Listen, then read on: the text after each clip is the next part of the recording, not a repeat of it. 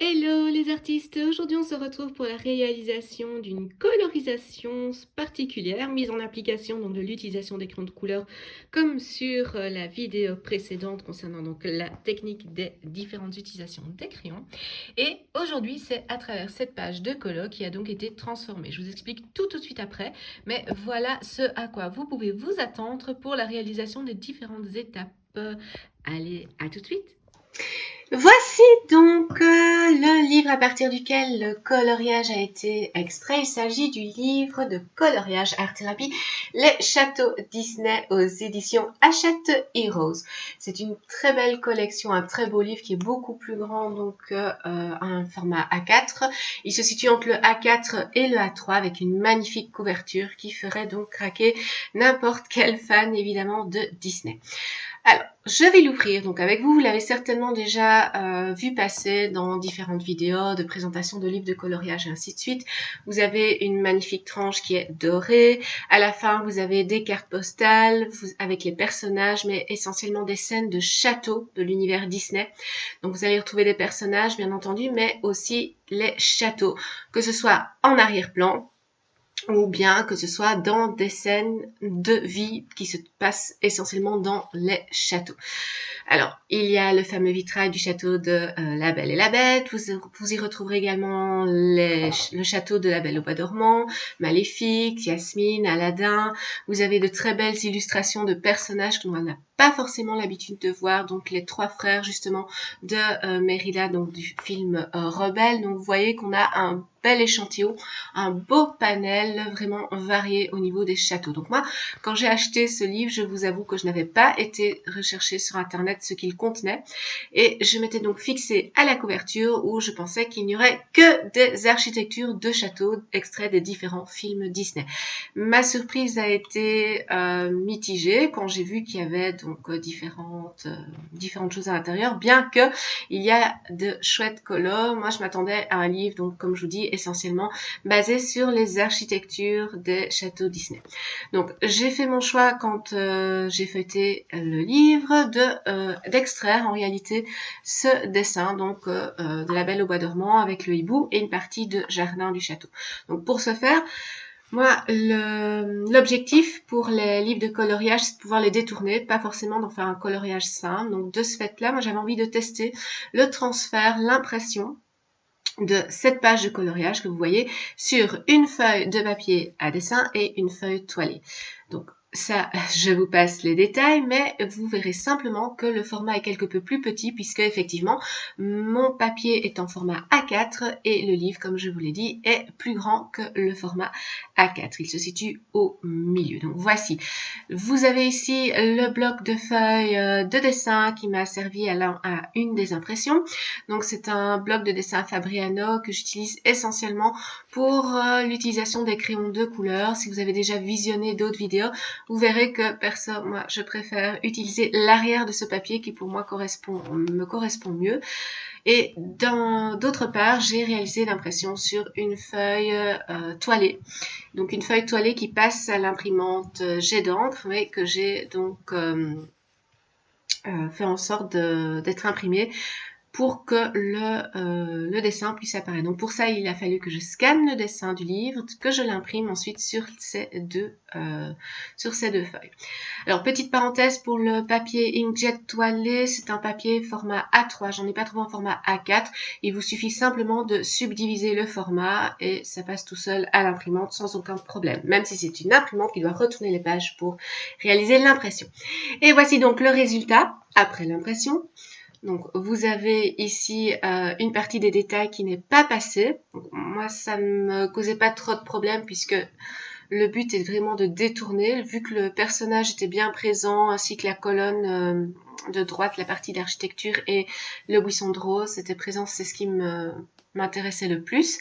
Et donc, vous pouvez voir ici à gauche l'impression sur la feuille de papier dessin et à droite l'impression sur le papier toilé. Donc que ce soit l'un ou l'autre, ce sont exactement les mêmes détails qui sont ressortis à l'impression. Il y a donc bien le certi noir, la ligne de contour du coloriage pour travailler à partir justement de ces lignes pour réaliser la suite. On va passer à la colorisation.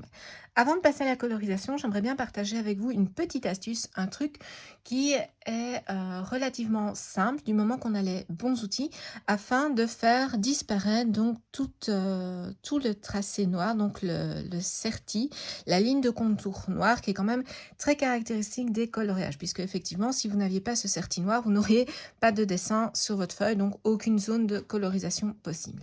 Alors pourquoi cette astuce-ci? Tout simplement parce que c'est une autre voie de création possible pour mes élèves donc qui seraient toujours donc stressés par rapport à la réalisation d'un dessin. Donc là pour le moment je suis dans une série de vidéos, vous l'avez vu, où je vous donne des trucs et astuces à partir des pages de coloriage.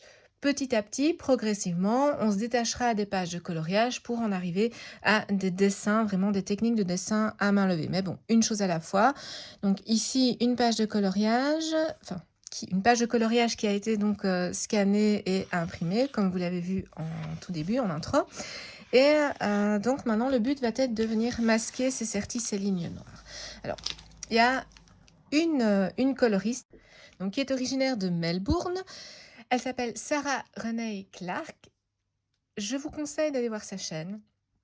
Elle est remplie d'astuces, remplie d'infos. Vous allez probablement revoir des conseils, des informations qui se regroupent par rapport à ce que je vous ai déjà présenté comme vidéo. C'est tout à fait possible puisqu'il n'y a pas 36 manières de faire. Mais ici, ce que je vais vous présenter donc comme technique avec ces feutres-ci, ça vient de chez elle. Donc c'est chez elle, sur sa chaîne, que j'ai découvert cette technique, cette astuce qui je trouve est intéressante. Alors, je n'ai pas encore testé sur une feuille de papier dessin. Je l'ai testé dans des livres de coloriage pour faire des petits tests un petit peu de temps en temps, donc pour voir un petit peu ce que ça pouvait donner. Et franchement, ça fonctionne relativement bien. Je les ai utilisés donc sur le crayon de couleur pour voir si ça fonctionnait. Donc en tout cas, si on voyait bien l'intervention de ces feutres par-dessus le crayon de couleur, donc ça fonctionnait bien. Ici, ce sera donc sur les lignes noires. Donc, il s'agit, je vais vous montrer le plus grand, ainsi vous aurez plus les détails. Il s'agit donc des feutres, des marqueurs Faber-Castell. Alors, qu'ont-ils de particulier, ces feutres? Eh bien, tout simplement, c'est qu'ils sont composés d'encre de Chine permanente. Donc, de l'encre de Chine permanente, excellente résistance à la lumière. Donc, ça, c'est bien, mais on sait également que l'encre de Chine est résistante à l'eau. Ça veut dire quoi? Ça veut dire que si vous voudriez utiliser ce genre de feutre sur d'autres supports avec lesquels vous avez envie d'interagir après avec de l'aquarelle, par exemple, vous pourriez tout à fait, puisque cette encre étant waterproof, résistante à l'eau, elle ne devrait normalement pas partir. Donc, ici, moi, je me suis acheté sur Amazon parce que c'était la seule plateforme de vente qui les proposait de façon à ce que je puisse les avoir assez rapidement et en kit. Donc voici, j'ai donc acheté le kit de 3, c'est un 2,5. Donc ici c'est vraiment une pointe ogive, un peu comme les Posca. Ensuite vous avez la pointe B, voilà, un peu style feutre. Et après vous avez le 1.5, donc le 1.5, voilà. Alors, on y va. Je ne vais pas utiliser le plus gros, ça ne sert à rien étant donné que je n'ai pas de grande surface à masquer. Par contre, ce que je vais faire, c'est que je vais commencer à masquer tout le certi ici du personnage, donc la Belle au bois dormant, puisque c'est à partir du personnage que je vais commencer la colorisation. L'arrière-plan, je le ferai après, mais en avant, let's go pour le remplissage en blanc, ou moins le remplissage, non mais le repassage des traits du certi.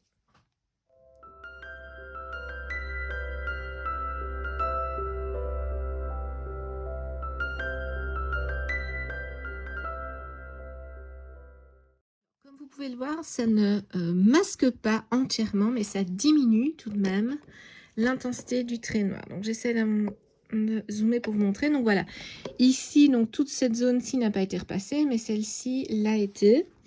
Et donc, vous voyez qu'on a quand même une différence, ça atténue. Donc, ça veut dire que quand je vais repasser avec le crayon de couleur par-dessus, le trait noir pourra être plus facilement donc dissimulé et masqué. On y va pour la suite.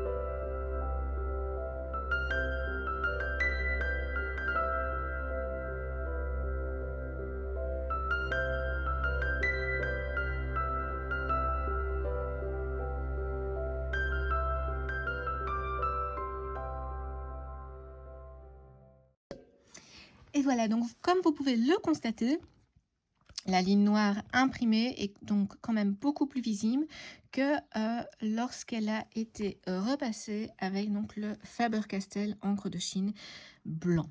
Donc, ce qu'il faut simplement faire maintenant, c'est faire preuve de patience, comme dans tout travail artistique, et patienter que tout ceci soit bien sec afin de réaliser la mise en couleur, donc la colorisation qui se fera ici pour le personnage au crayon de couleur. À tout de suite.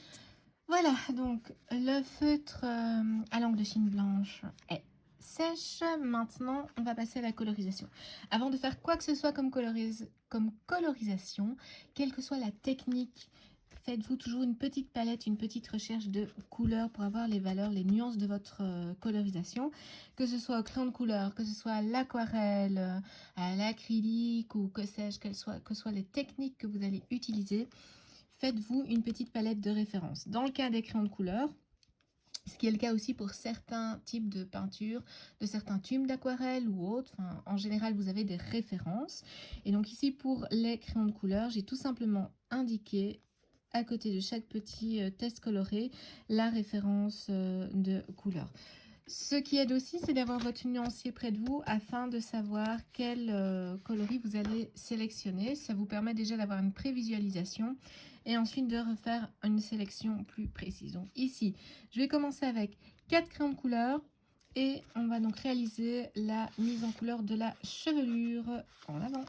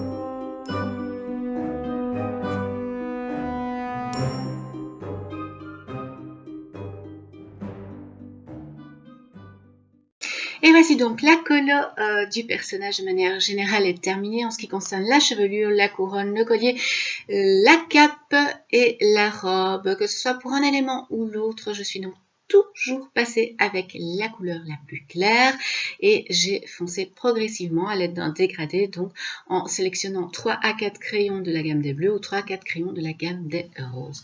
Maintenant que la colorisation, je veux dire, essentielle du personnage est réalisée, j'aimerais passer à une autre petite étape avec vous. Alors cette petite étape est un petit peu particulière dans le sens où, comme je vous l'ai dit, moi je n'aime pas me limiter à une bête, entre guillemets bête, page de coloriage, dans le sens où j'aime bien un petit peu varier et donner des particularités. Donc ici, j'ai décidé de découper une partie donc, de la page. Je me suis fixé l'arrière-plan, donc toute la partie qui est censée représenter le ciel et donc la partie la plus éloignée du personnage. Comme vous pouvez le voir, je retrace un cadre qui est à peu près de 1 à 2 cm tout autour de l'ensemble du dessin, ce qui va me permettre d'obtenir une base pour ma découpe, puisque la partie architecturale sera laissée sur la page et que je viendrai donc retirer ce qui se trouve vraiment à côté et tout derrière. Ça me permet de ne pas retirer, de ne pas ôter l'entièreté de la page, mais bien de venir sélectionner uniquement certains endroits. Donc pour le tracé, je vous conseille d'utiliser une équerre. C'est ce qui fonctionne le mieux. Vous avez directement vos parallèles, vous pouvez vite repérer vos angles et ainsi de suite pour avoir des beaux bords droits. Bien entendu, veillez à maîtriser l'utilisation d'une équerre pour ne pas vous emberlificoter les pinceaux. Une fois donc que le cadre extérieur est réalisé, je vais venir découper donc les parties que je veux ôter dans cette page. Donc pour cela, j'utilise un Stanley qui est donc un cutter de précision ainsi qu'un plus fin cutter qui me permet de découper des petits espaces.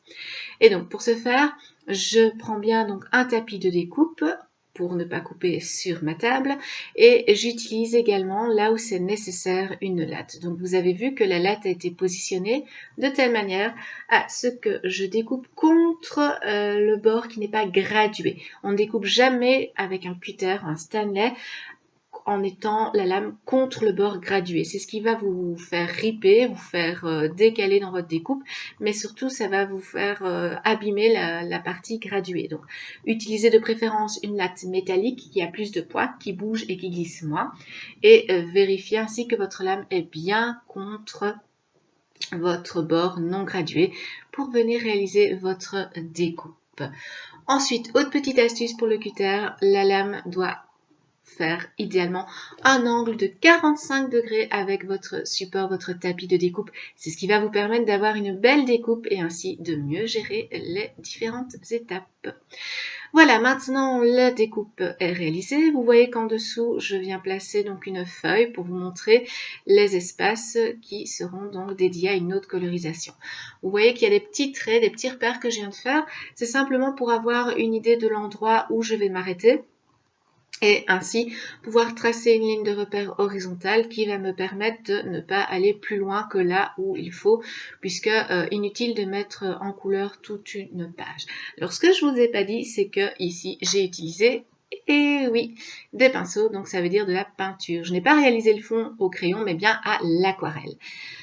La technique que j'aime en particulier, c'est la technique de l'humide sur l'humide. Donc ça consiste à en poser un fond humide, donc de l'eau sur votre fond, et puis de venir retravailler par-dessus avec votre aquarelle. Après quelques essais en me disant je vais faire comme ça, j'ai finalement trouvé la manière dont j'allais procéder.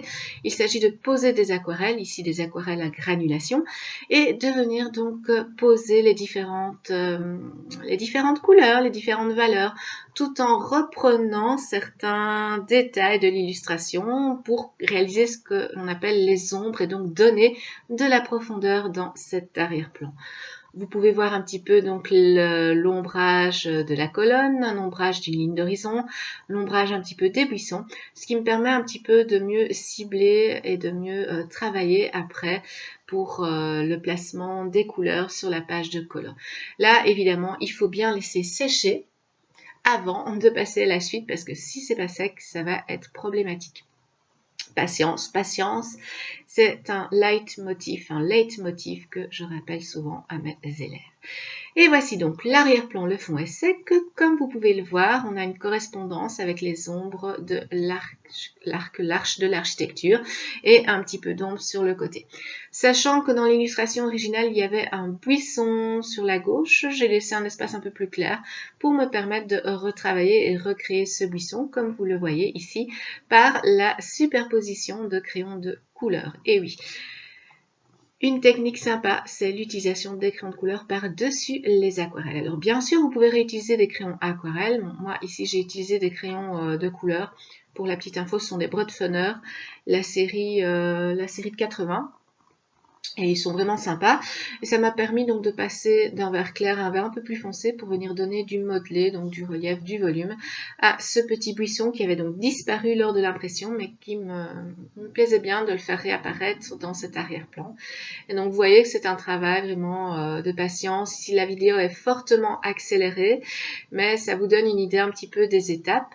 Et donc vous voyez, je suis revenue un peu avec des roses, des violets, lavande, pour venir placer un petit peu le ciel de manière à ce qu'il y ait un petit peu des nuages, mais également de manière à ombrer les arrière-plans, donc l'arrière-plan du personnage, l'arrière-plan de l'arche. Ensuite, j'ai utilisé un marqueur colle et un marqueur colle qui peut avoir deux fonctionnalités, la fonctionnalité temporaire ou la fonctionnalité permanente. Ensuite, on colle bien tout, on fait attention de ne pas mettre de la colle sur la colle qu'on a déjà réalisée, on repasse simplement avec un mouchoir et puis on passe à la suite. En avant pour la colorisation d'un autre élément qui n'est autre que l'arche. Je vous laisse en accélérer avec un petit peu de musique. Le concept, le principe est le même. Il faut juste tailler ses crayons, les utiliser correctement, passer du plus clair vers le plus foncé. Mais ça, vous connaissez la leçon. À tout de suite.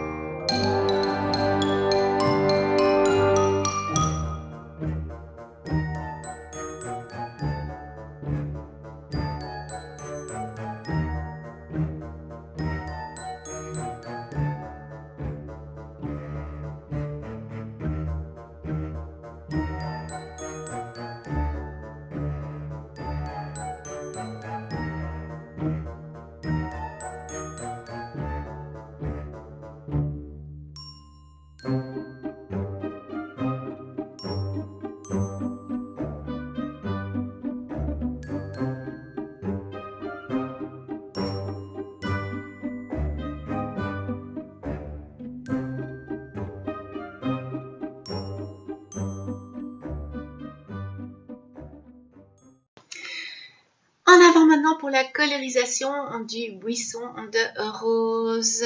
Alors vous verrez qu'il y a certains éléments sur lesquels je ne vais pas m'attarder puisqu'il y aura une petite surprise en fin de vidéo. Enfin, vous l'avez peut-être vu justement en tout début si vous avez été attentif.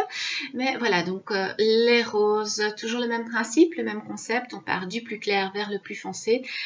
Vous entendez mon chat qui ronronne pendant que j'enregistre les commentaires. Et de ce fait-là, vous avez ici un passage très léger avec la couleur la plus claire. Et progressivement, on va donc foncer.